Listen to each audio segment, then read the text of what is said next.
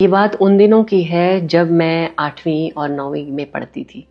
तो मेरी माँ ने मुझे कहा कि बेटा अब से एक टाइम की सब्जी और एक टाइम की रोटी, साथ में बर्तन तुम धोओगी। अब तुम ये डिसाइड कर लो कि वो तुम दोपहर को करना चाहती हो या तुम वो रात को करोगी। अब देखिए, माँ ने शुरू से ही हमें छोटी उम्र में ही काम में लगा दिया। कहते हैं ना कि हर चीज की शिक्षा घर से ही शुरू होती है। जैसा आपको सिखाया जाता है आप वैसे ही करने लग जाते हो। तो हमारी जो पीढ़ी थी ना, वो शुरू से ही हमारे माता पिता हम लोगों को छोटे छोटे घर के काम में माँ लगा देती थी। और यही कारण था कि हम जब अपने नए घर जाते थे तो हमें इतनी कोई तकलीफ कभी महसूस नहीं हुई और हम हर काम को सरलता से कर लेते थे। लेकिन हमारी जो पीढ़ी है उसने थोड़ी सी गलती कर दी। हम लोगों ने जितना काम किया ना छोटी उम्र में, हमने सोचा कि हम लोग इतना करते थे, क्यों हम अपने बच्चों को पढ़ाएंगे लिखाएंगे, उनसे हम घर के काम नहीं करवाएंगे। और यही हमारी सबसे बड़ी भूल हो गई। हमने अपने बच्चों से बिल्कुल काम नहीं करवाया और नतीजा ये हुआ कि हमारे बच्चों को इतने बड़े होने तक भी कोई काम नहीं आता है।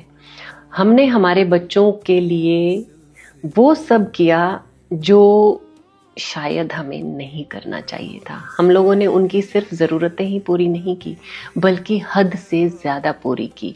हमने ये सोचा कि हम लोगों को ये सब कुछ नहीं मिला तो हम अपने बच्चों को वो सारी चीज़ें प्रोवाइड करते चले गए जिनका हमारे बच्चों ने नाजायज़ फ़ायदा उठाया।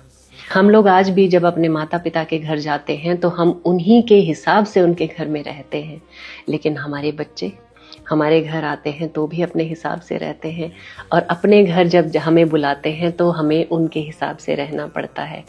मतलब समझ में नहीं आता है कि हमने उनके लिए अच्छा किया या हमने उनके लिए कुछ गलत कर दिया।